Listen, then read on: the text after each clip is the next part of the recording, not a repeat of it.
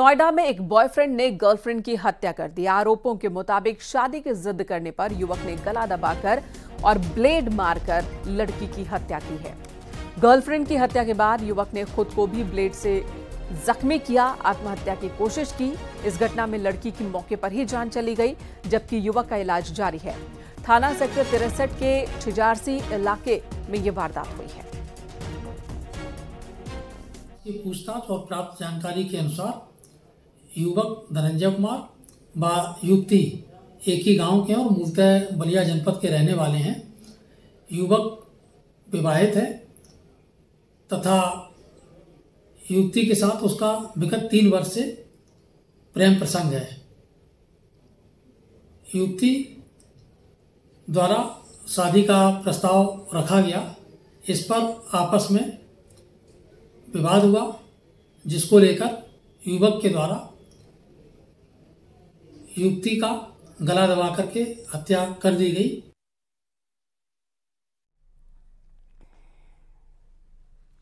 इधर बुलंदशहर में एक युवक पर जानलेवा हमला हुआ। युवक पर हुए हमले का वीडियो सामने आया। 5 से 6 लोग लाठी डंडे और हथियार से लेकर भागते दिख रहे हैं। बताया जा रहा है कि पुरानी रंजिश का ये मामला है। बदला लेने के लिए कुछ परिचितों ने ही इस वारदात को अंजाम दिया है। हालांकि हमले की घटना में पीड़ित युवक फैज अहमद की मां ने पुलिस को लिखित शिकायत दर्ज कराई है। बुलंदशहर जनपद के कोतवाली थाना नगर क्षेत्र के ऊपरकोट इलाके की ये की घटना है।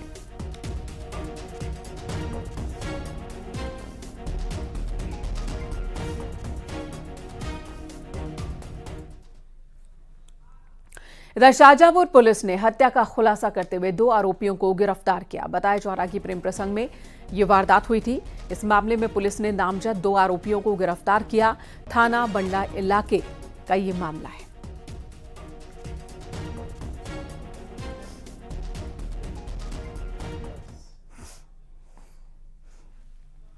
और अब सीमा हैदर से जुड़ी एक बड़ी खबर, जहां सीमा हैदर के पाकिस्तानी पति गुलाम हैदर के वकील मोमिन सूरजपुर कोर्ट पहुंचे हैं। सूरजपुर कोर्ट में वकील ने सीमा के भारतीय पति सचिन और पिता नेत्रपाल के खिलाफ एफआईआर दर्ज करने को अर्जी लगाई है। इसके बाद कोर्ट ने जेवर पुलिस को नोटिस जारी किया। 18 अप्रैल को अब जवाब दाखिल करना होगा। 20 के करीब धाराओं में मुकदमा दर्ज करने की अपील की गई है।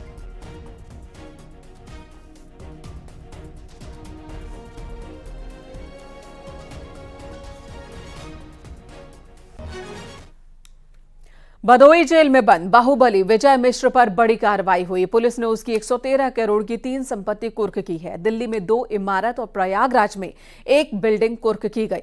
भदोही पुलिस ने गैंगस्टर एक्ट के तहत दिल्ली और प्रयागराज में ये कार्रवाई की है। पूर्व विधायक बाहुबली विधायक का विजय मिश्र पर अपराध से अर्जित धन से संपत्ति बनाने का आरोप है। अभी तक विजय और उसके गैंग से जुड़े सदस्यों की तकरीबन 250 करोड़ की संपत्ति कुर्क हो चुकी है।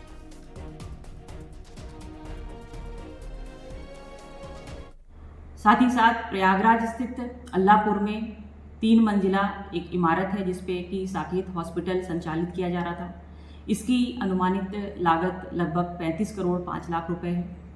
इन तीनों अचल संपत्तियों की टोटल लागत 1 अरब 13 करोड़ 5 लाख है। नियम अनुसार जब्तीकरण की कार्रवाई की गई है। इस प्रकार उक्त गैंग लीडर और इसके सदस्यों के विरुद्ध यूपी गैंगस्टर एक्ट के 14(1) के तहत जब्तीकरण की कार्रवाई लगातार जारी रहेगी।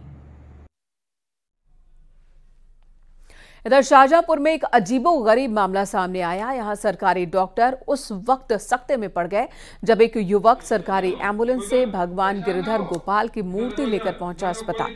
वो लगातार रो रहा था। युवक ने डॉक्टर को भगवान लड्डू गोपाल को चोट लगने की बात कही और उनका इलाज करने के लिए रोता रहा। लोगों की भीड़ बढ़ने और युवक की भगवान लड्डू गोपाल के प्रति आस्था देख डॉक्टर्स ने भी बाकायदा लड्डू गोपाल को एडमिट किया। प्रतीकात्मक इलाज भी किया गया। इसके बाद ही युवक भगवान लड्डू गोपाल को लेकर घर लौटा। भगवान लड्डू गोपाल का सरकारी अस्पताल में इलाज पूरे जिले में अब चर्चा का विषय बना है। ठीक है।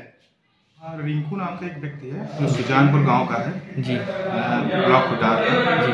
तो उसने एम्बुलेंस 108 को कॉल किया होगा जी। उसके बाद में एम्बुलेंस वहाँ पहुँची और लेने गई तो पता चला कि लड्डू गोपाल की मूर्ति है जिसको स्नान करा रहा होगा, वो गिर गई होगी जी। वो बहुत रो रहा है, ऐसा लगता है कि श्री कृष्ण का बहुत बड़ा भक्त है जी। इस वजह से उसे सांत्वना दे दी गई है कि हाँ सब ठीक है जी। बाकी अभी यहीं पे है तो उसको समझाने की कोशिश की जा रही है कि होली की छुट्टी के बाद जिला अस्पताल खुला तो भारी संख्या में मरीजों की भीड़ पहुंच गई। आम दिनों की अपेक्षा आज भीड़ ज्यादा रही। नॉर्मल मरीजों के साथ ही सबसे ज्यादा मरीज इन्फेक्शन के थे। रंगों से होली खेलने के दौरान आंख और स्किन में कई तरह की समस्या लेकर मरीज पहुंचे। नेत्र और स्किन की ओपीडी में मरीजों की भीड़ देखने को मिली। अकेले स्किन के ही लगभग 450 मरीज पहुंचे। भीड़ का कारण ये है कि अभी कई दिनों से होली अवकाश था। होली की वजह से अस्पताल में वो सेवाएं नहीं दी गई जो पहले दी जा रही थी। और आज जो होली के बाद जैसे ही अस्पताल अच्छी तरीके से खुला है तो जो मरीज रुके हुए थे वो एकदम आने लगे आज, इसलिए भीड़ बढ़ गई। उधर संभल में चाकुओं से गोदकर एक युवक की हत्या कर दी गई। हमलावरों ने उसके ताऊ और भाई को चाकू मारकर जख्मी भी कर दिया। हयातनगर थाना इलाके में यह वारदात हुई है। बताया जा रहा है कि घर की दीवार पर पोस्टर लगाने को लेकर विवाद हुआ था।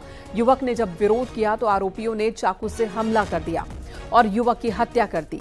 2 लोगों पर और हमला किया है जो जख्मी हुए हैं।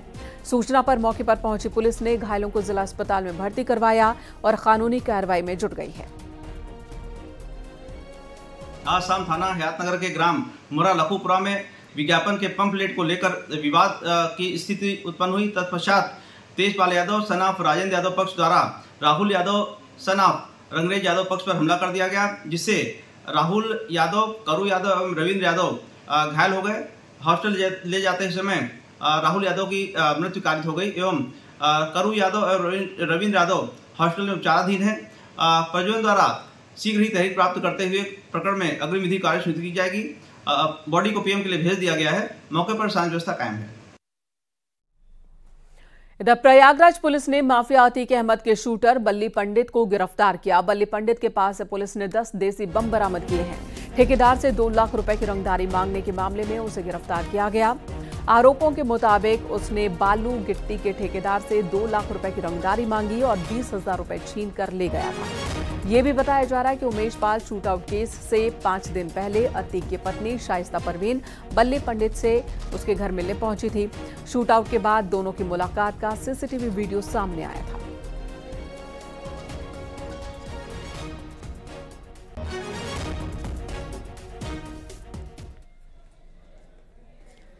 अतीक अहमद के बेटे अली अहमद के खिलाफ एक केस और दर्ज हुआ है। बालू कारोबारी अबू सईद से 10 लाख रुपए की रंगदारी मांगने के मामले में अली अहमद समेत 7 लोगों के खिलाफ एफआईआर दर्ज हुई है। पूरा मुफ्ती थाने में केस दर्ज हुआ है। पुलिस ने इस मामले में 3 आरोपियों को गिरफ्तार किया है। पुलिस दूसरे शातिरों की तलाश में है। आपको बता दें, अली अहमद जेल में बंद है। रंगदारी न देने पर रास्ते में रोककर कारोबारी की पिटाई भी की गई थी और उससे 48,000 रुपए छीन लिए गए थे।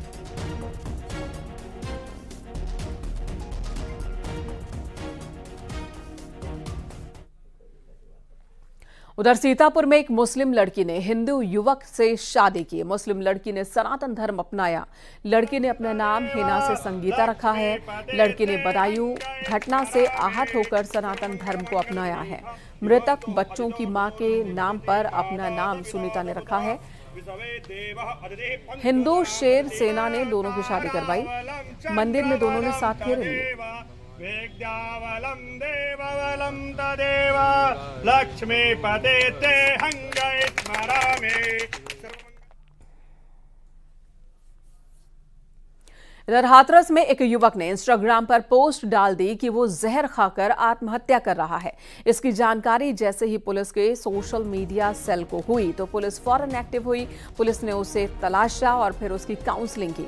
काउंसलिंग में ये बात सामने आई कि इस युवक ने मजाक में ही ये पोस्ट डाली थी।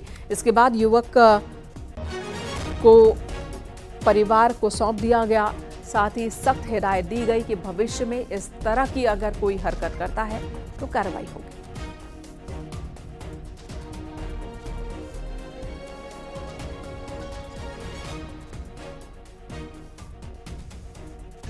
इंस्टाग्राम पर जहर खाकर आत्महत्या करने की बात डाली है, जिसे मीडिया सेल द्वारा तत्काल पुलिस अधीक्षक महोदय को अवगत कराया। पुलिस अधीक्षक महोदय के निर्देशन पर कोतवाली पुलिस ने उक्त लड़के को उसके लोकेशन से खोजा गया तथा उसकी काउंसलिंग की गई। काउंसलिंग में उस लड़के ने बताया कि मैंने मजाक में इंस्टाग्राम पर यह बात डाल दी है। उसके परिजनों ने पुलिस को धन्यवाद दिया तथा काउंसलिंग के बाद उसके परिवारिक जनों को लड़के को सुपुर्द कर दिया गया। श्री काशी विश्वनाथ धाम में रिकॉर्ड तोड़ श्रद्धालु पहुंच रहे हैं। इससे काशी विश्वनाथ मंदिर की आमदनी में भी जबरदस्त बढ़ोतरी हुई है। बीते एक साल में मंदिर को 58 करोड़ 50 लाख की आमदनी हुई। कॉरिडोर बनने से करीब 200% आमदनी बढ़ी है। बीते 2 साल में 13 करोड़ श्रद्धालु विश्वनाथ धाम पहुंचे। यह आंकड़ा विश्वनाथ मंदिर प्रशासन की ओर से जारी किया गया।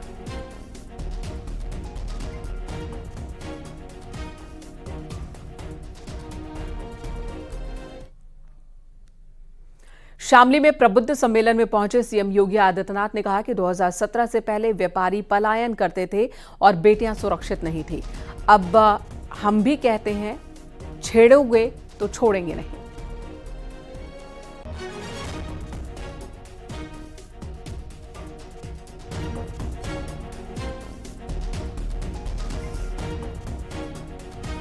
पहले यहां पलायन होता था, व्यापारी पलायन करता था, नागरिक पलायन करता था, लेकिन अब व्यापारी और यहां का नागरिक पलायन नहीं करता है, अपराधी अब यहां का पलायन करता है। पहले अन्नदाता किसान से लेकर के हमारा व्यापारी और बेटी भी सुरक्षा की गुहार लगाती थी, कोई सुनवाई नहीं होती थी। और अब एक अपराधी गले में तख्ती लटका करके अपने जीवन की भीख मांगने के लिए मजबूर होता है। कहता साहब जान बकस दो, आगे से ठेला लगा करके गुजर बसर कर दूंगा, अब किसी को हम छेड़ेंगे नहीं। तो हम भी कहते हैं कि छेड़ोगे तो छोड़ेंगे भी नहीं। सीएम योगी आदित्यनाथ ने सहारनपुर में भी प्रबुद्ध जन सम्मेलन में शिरकत करते हुए वहां भी लोगों को संबोधित किया। तो ये तस्वीरें हम आपको दिखा रहे हैं, सीधी तस्वीर दिखा रहे हैं सहारनपुर की, जहां पर सीएम योगी आदित्यनाथ पहुंचे हैं और यहां पर भी जिले भर के प्रबुद्ध जनों के सम्मेलन में शिरकत कर रहे हैं सीएम योगी आदित्यनाथ। और अब से कुछ ही पलों में उनका संबोधन यहां पर होना है। तो चुनाव से पहले अलग अलग जिलों के दौरे पर है मुख्यमंत्री और इन जगहों पर आम जनों से, प्रबुद्ध जनों से उनकी मुलाकात और संवाद का कार्यक्रम चल रहा है। ये सहारनपुर की तस्वीर हम आपको दिखा रहे हैं। प्रबुद्ध जन सम्मेलन यहां पर भी आयोजित किया गया है और इन सम्मेलनों के दौरान सीएम योगी आदित्यनाथ अपनी सरकार की उपलब्धियों को बता रहे हैं और साथ ही ये कि डबल इंजन सरकार होने के क्या फायदे प्रदेश को अब तक मिले हैं और आगे का रोड मैप क्या है, उसका जिक्र भी सीएम योगी आदित्यनाथ कर रहे हैं। और मेरा ये मानना है कि यदि हम ये गुनाह भाग करें कि कितनी